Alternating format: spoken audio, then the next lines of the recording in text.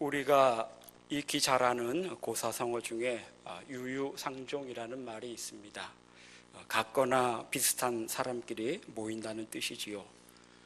처음에는 좋은 뜻으로 사용된 말이지만 시대가 변하면서 요즘은 끼리끼리 모인 사람들의 배타성을 지적하는 부정적인 뜻으로 주로 사용되고 있습니다. 사람은 좋은 의도든 혹은 부정적인 의도든 유유상종하려는 경향이 있습니다. 왜냐하면 인간은 태생적으로 무언가 알 수 없는 불안과 고독과 두려움이 내재된 불완전한 존재이기 때문에 비슷한 성향을 지닌 사람들 속에서 안정감을 찾고자 하기 때문에 그렇습니다. 어떻든 세상에서는 이런저런 이유 때문에 유유상종함으로 사람들을 자꾸 나누고 구분하려고 합니다. 세상에서 사람들을 구분하는 여러 가지 기준들이 있습니다. 대략 이런 것들이지요. 가장 기본적으로는 성별에 따라 사람들을 나눕니다. 성별에 따라 나누면 남자와 여자로 나누죠. 또 피부색 혹은 인종에 따라서 나누기도 합니다. 백인이냐, 흑인이냐, 혹은 황인이냐. 그런가 하면 사회 계층에 따라 사람들을 나누고 구분하기도 합니다. 경제적 능력에 따라 나누면 가진 자와 못 가진 자, 학벌에 따라 나누면 배운 자와 못 배운 자, 사회적 지위에 따라서 나누면 권력을 가진 자와 갖지 못한 자. 이와 같이 여러 가지 기준으로 사람들을 구분하는, 나누는 그 자체는 사실 크게 문제될 것은 없습니다. 그러나 그 구분에 따라서 사람들을 차별한다면 그것은 대단히 심각한 문제입니다. 세상에서는 다양한 방식으로 사람들을 나누고 구분하면서 유유상종하려고 하지만 성경은 이러한 구분을 지지하지 않습니다. 지지하지 않는다라고 하는 말은 성경적이지 않다는 말입니다. 왜냐하면 이 모든 세상의 구분들은 그리스도 안에서 이미 다 철폐되었기 때문입니다. 이 사실을 하나님께서는 사도 바울을 통해서 갈라디아 3장 28절에서 이렇게 말씀하셨습니다. 너희는 유대인이나 헬라인이나 종이나 자유인이나 남자나 여자나 다 그리스도 예수 안에서 하나니라. 유대인이나 헬라인이나 이것은 인종적인 구분입니다. 또 종이나 자유인이나 이것은 사회 계층적인 구분입니다. 그리고 남자나 여자나 이것은 성적 구분입니다. 이러한 모든 구분들은, 나누는 것들은 이제 그리스도 안에서 다 하나라고 선언합니다. 그래서 교회 안에서 혹은 그리스도인들의 모임 안에서 혹은 성도들 사이에서 세상의 방식으로 나누고 구분하는 것은 대단히 비성경적인 것입니다. 그러면 성경에서는 아무런 구분도 말하고 있지 않은가? 그렇지는 않습니다. 성경에서도 사람을 구분하고 나눕니다. 그러나 성경은 일관되게 사람들을 두 종류로 구분합니다. 구약에서는 대표적으로 시편 1편에서 복이 있는 사람과 악인 혹은 의인과 죄인으로 구분하지요. 하나님께서는 의인을 구원하시고 악인을 심판하시는 하나님이십니다. 의인과 악인, 이것이 하나님께서 구분하시는 구분의 기준입니다. 예수님께서 또 요한복음 5장 29절에서 이렇게 말씀하셨습니다. 선한 일을 행한 자는 생명의 부활로, 악한 일을 행한 자는 심판의 부활로 나오리라.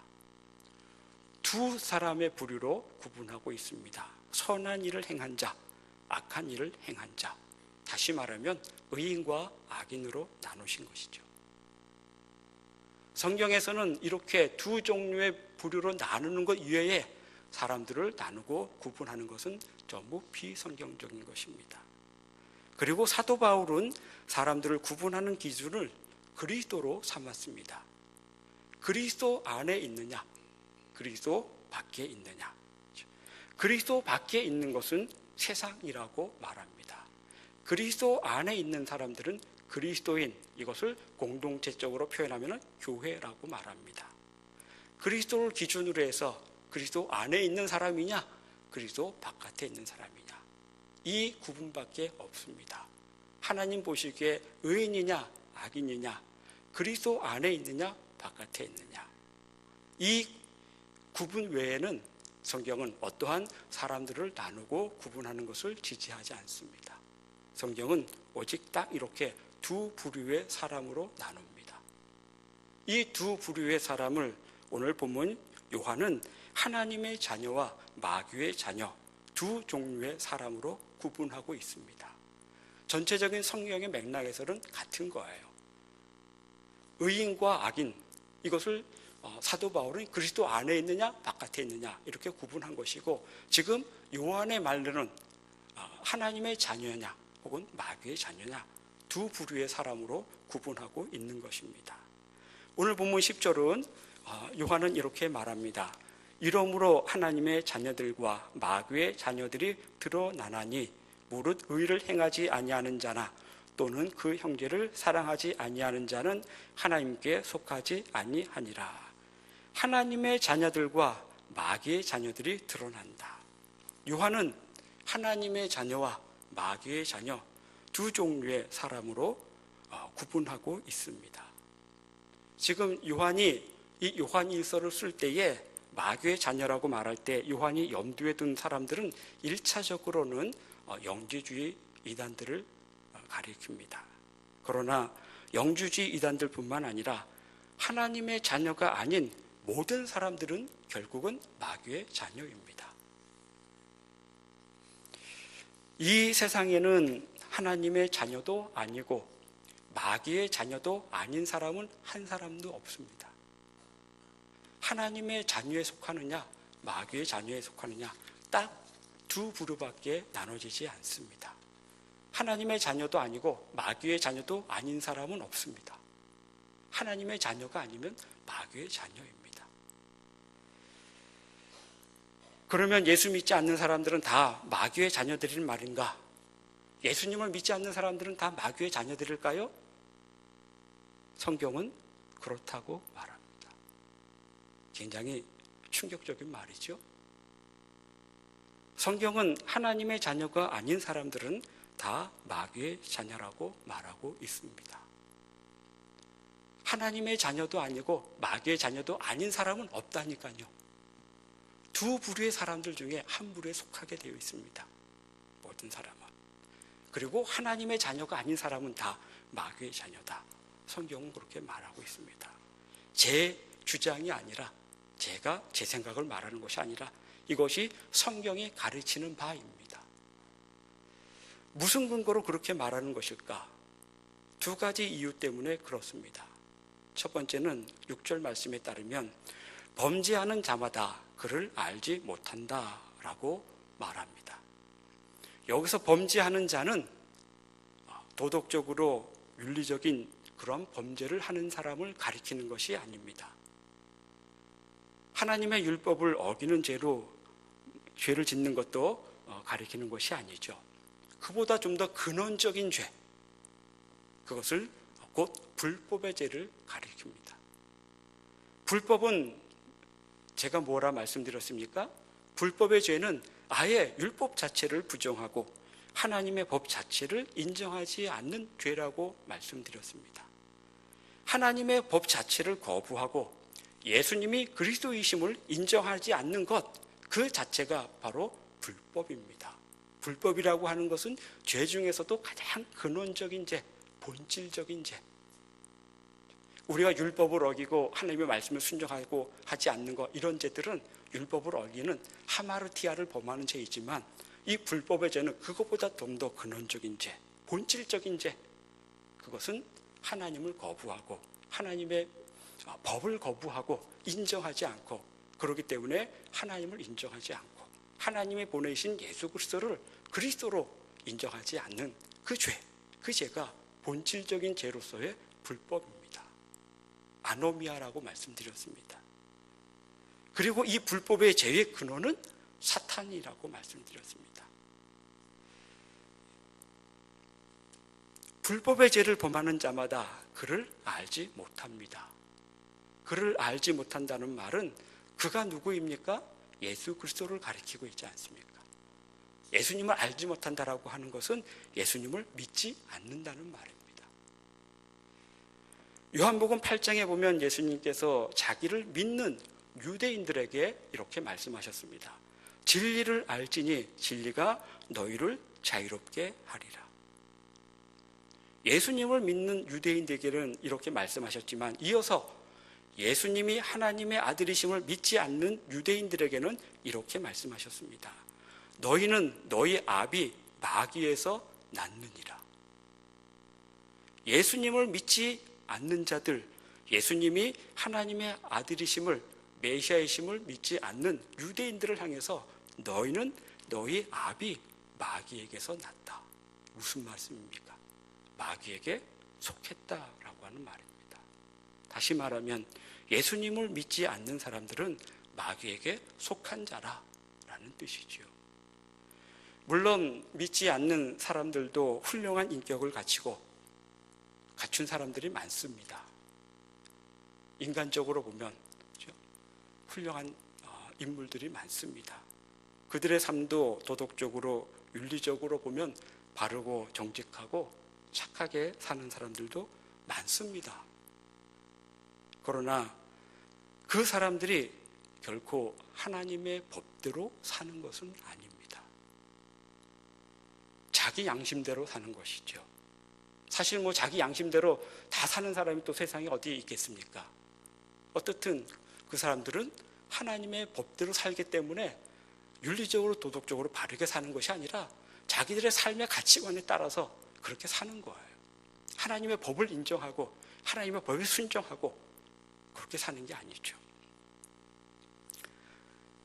사람들 보기에는 어느 정도 도덕적인 삶을 사는 것 같이 보일지는 몰라도 근원적인 죄, 하나님의 법을 따르지 않는 죄, 그 불법의 죄를 저지르고 있는 것입니다. 이러한 불법의 죄를 짓는 자, 그 불법을 행하는 자는 하나님을 인정하지 않고 예수님이 그리스도이심을 거부합니다. 인정하지 않습니다. 이러한 자는 마귀에게 속한 자라고 요한은 8절에서 말합니다. 8절입니다. 죄를 짓는 자는 마귀에게 속하나니 마귀는 처음부터 범죄함이라. 여기서 죄를 짓는 자라고 하는 것도 하마르티아 그 죄가 아니라 본질적인 죄, 아노미아 죄, 하나님을 법을 거부하는 죄. 그 죄를 짓는 자는 마귀에게 속한 자다. 결국은 예수님을 믿지 않는 사람들은 자신들이 의식하든 의식하지 않든지 간에 마귀에게 속해 있는 것이고 마귀의 지배를 받을 뿐만 아니라 마귀가 짓는 불법의 죄에 동참하고 있는 것입니다. 그래서 마귀에게 속한 자입니다. 그래서 마귀의 자녀들입니다. 반대로 또 한 부류의 사람들이 있습니다. 하나님의 자녀들입니다. 하나님의 자녀들과 마귀의 자녀들이 드러나나니, 하나님의 자녀. 이 하나님의 자녀들을 요한은 하나님으로부터 난 자들이라고 설명합니다. 그러면서 하나님으로부터 난 자의 특징을 6절 말씀에 보면 그의 안에 거하는 자이고, 그의 안에 거한다라고 하는 것은 그리스도 안에 거하는 것이죠. 예수 그리스도를 구주로 고백하고 믿는 것을 가리키죠. 그러면서 뿐만 아니라 의를 행하며 의롭게 사는 자라고 말합니다. 이것이 하나님의 자녀들의 특징입니다. 하나님으로부터 난 자의 특징이에요. 의를 행하며 의롭게 산다라고 하는 것은 도덕적으로 윤리적으로 착하고 바르고 의롭게 산다는 말이 아니라 예수님을 통해서 맺어진 하나님과 그 의로운 관계 속에서 사는 사람을 말합니다. 이것이 하나님의 자녀의 특징입니다. 그러면서 또 6절에 말하기를 두 번째 하나님의 자녀의 특징은 그분 안에 거하기 때문에 범죄하지 않는다고 합니다. 범죄하지 않는데요. 그리고 또 9절 말씀에 따르면 하나님께로부터 난 자마다 죄를 짓지 아니하나니, 하나님으로부터 난 자는 범죄하지 않고 죄를 짓지 않는다라고 말합니다. 하나님께로부터 난 자는, 하나님의 자녀는 범죄하지 않고 죄를 짓지 않는다. 저와 여러분은 하나님의 자녀입니다. 그러면 죄를 짓지 않나요? 죄를 짓지 않고 살고 있나요, 우리가? 짓죠. 그러면 요한이 하나님께로부터 난 자마다 죄를 짓지 않는다라고 하는 것은 무슨 말입니까? 거짓말하는 걸까요? 하나님으로부터 났음에도 불구하고 우리는 죄를 짓잖아요. 요한은 하나님으로부터 난 자는 죄를 짓지 않는다고 하잖아요. 말씀이 잘못된 것입니까? 우리가 잘못 사는 겁니까? 하나님의 자녀들이 죄를 짓지 않는다는 말은 무슨 뜻일까? 사실은 이 말씀을 오해한 사람들이 참 많이 있었습니다. 하나님께로부터 난 자마다 죄를 짓지 않는다. 이 당시에는 영주주의자들이 오해를 한 것입니다. 영주주의자들은 자신들은 신령한 영적 지식을 소유했기 때문에 구원받았고 하나님의 자녀가 되어서 더 이상 죄를 짓지 않고 죄의 유혹도 받지 않는다고 주장했습니다. 어떻게 살아든 그들은 구원받았기 때문에 죄와 상관없는 사람들이라고 주장했습니다. 이 말씀을 그렇게 해석한 거예요. 그리고 그런 영주주의자들의 해석을 지금은 구원파가 그대로 가지고 온 것이죠. 구원파에서는 구원받은 사람은 죄와 상관은 없다고 주장합니다. 죄를 짓지 않는다고 주장합니다. 이 영주주의 이단들의 논리를 그대로 가지고 온 것이죠. 이 말씀을 문자 그대로 그렇게 이해하고 해석했기 때문에 그렇습니다. 하나님께로부터 난 자마다 죄를 짓지 않는다, 범죄하지 않는다라고 하는 것은 무슨 말입니까? 우리는 죄를 짓잖아요. 이 말씀은 세 가지 의미가 있습니다. 세 가지 뜻이 있습니다. 첫째는 하나님께로부터 난 자마다 죄를 짓지 않는다라고 하는 것은 율법을 어기는 그러한 죄, 하마르티아를 범하는 그런 죄가 아니라 근원적인 죄, 본질적인 죄, 불법의 죄를 짓지 않는다. 아노미아의 죄를 짓지 않는다. 아노미아의 죄, 불법의 죄는 누가 짓는 겁니까? 그건 사탄이 근원이기 때문에 그 죄를 짓는 사람은 다 사탄에게 속한 자예요. 그러니까 하나님의 자녀들은 사탄이 근원이 되어서 짓는 하나님의 법을 거부하고 인정하지 않고 더 나아가서는 하나님 자체를 거부하는 그러한 불법의 죄를 짓지 않는다라는 뜻입니다.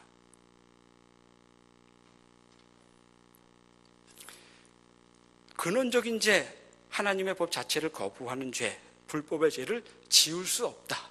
이런 뜻이죠. 하나님의 자녀들은. 이것이 하나님께로부터 난 자마다 죄를 짓지 않는다의 첫 번째 의미입니다. 두 번째는 죄에 빠져 살지 않는다. 죄에 빠져 살지. 죄를 지을 수는 있지만 그 죄에 계속해서 빠져 살지는 않습니다.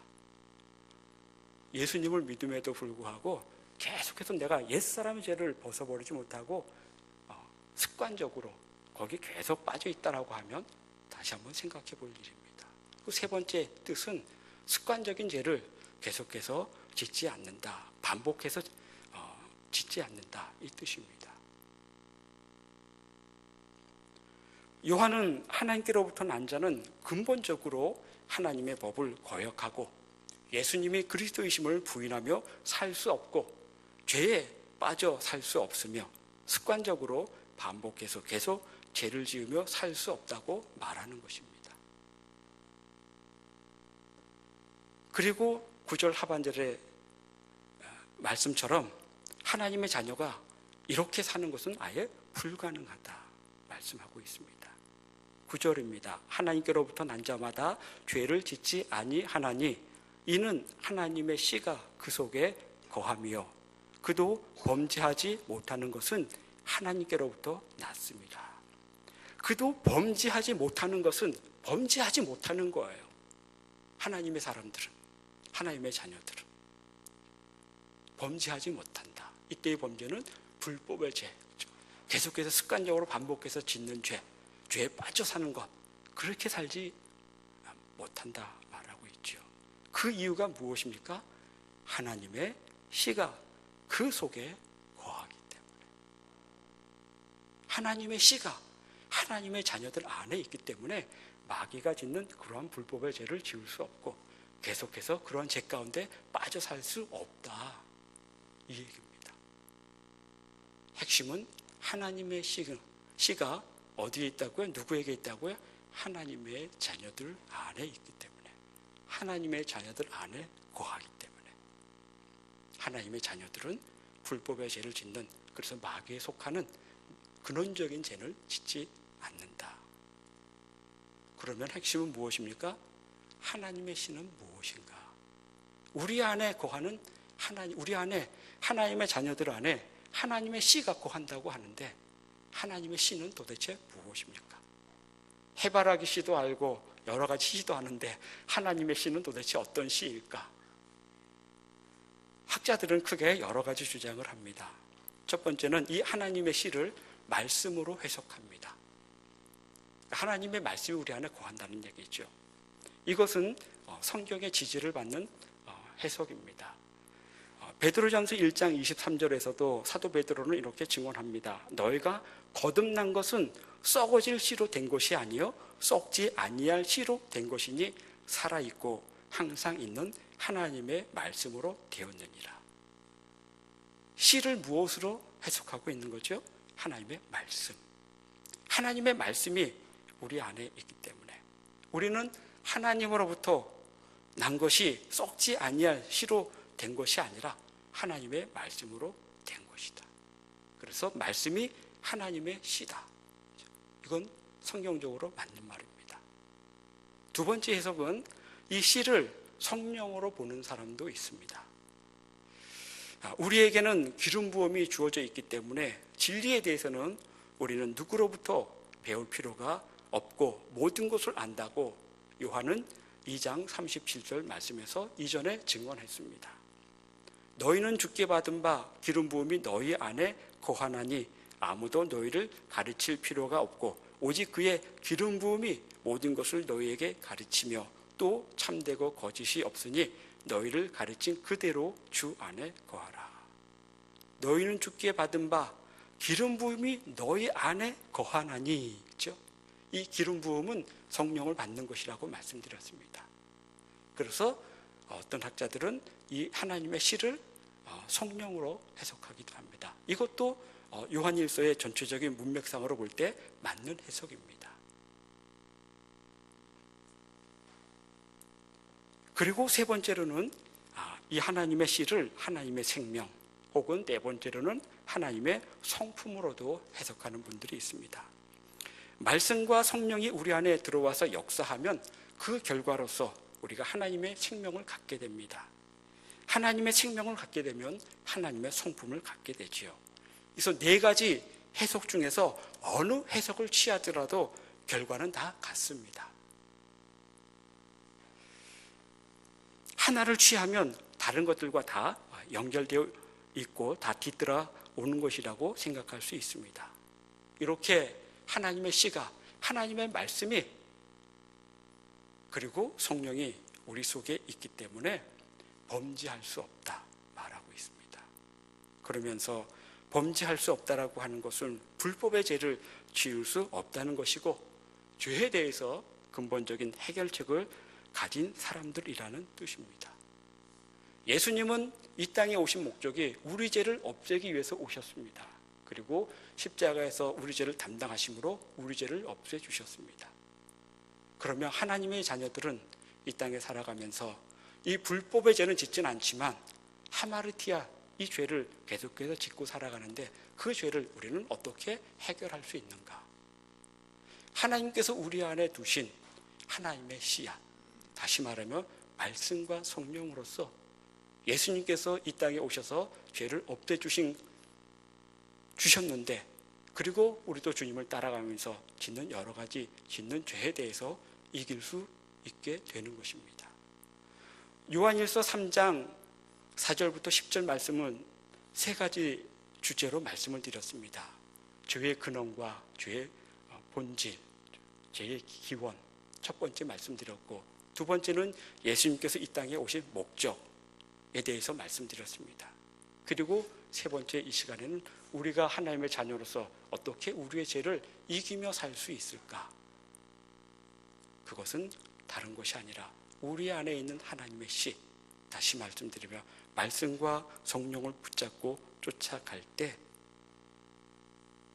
우리는 불법의 죄는 짓진 않지만 하마르티아, 매일 하나님의 법을 범하는, 율법을 범하는 그런 죄를 우리가 이기며 해결하면서 살 수 있음을 본문은 우리에게 가르쳐 줍니다. 하나님의 말씀은 선명합니다. 세상에는 하나님의 자녀와 마귀의 자녀가 있습니다. 하나님의 자녀라는 사실이 얼마나 복된 것입니까? 비록 우리는 자주 넘어지기도 하고 실패하기도 합니다. 그러나 우리 속에 있는 이 하나님의 씨가 마지막 날에 우리를 완전히 그리고 온전히 거룩하고 영화롭게 만들 것입니다. 나의 노력이 아니라 우리 안에 있는 그 하나님의 씨가, 하나님의 말씀과 성령이 그렇게 이루어 가신다라고 하는 거예요. 이 소망을 가지고 매일매일 죄와 싸워 이기며 살아가는 저와 여러분 되기를 원합니다. 죄와 싸워 이기는 비결은 하나님의 씨, 말씀과 성령을 붙잡는 것입니다. 기도하겠습니다.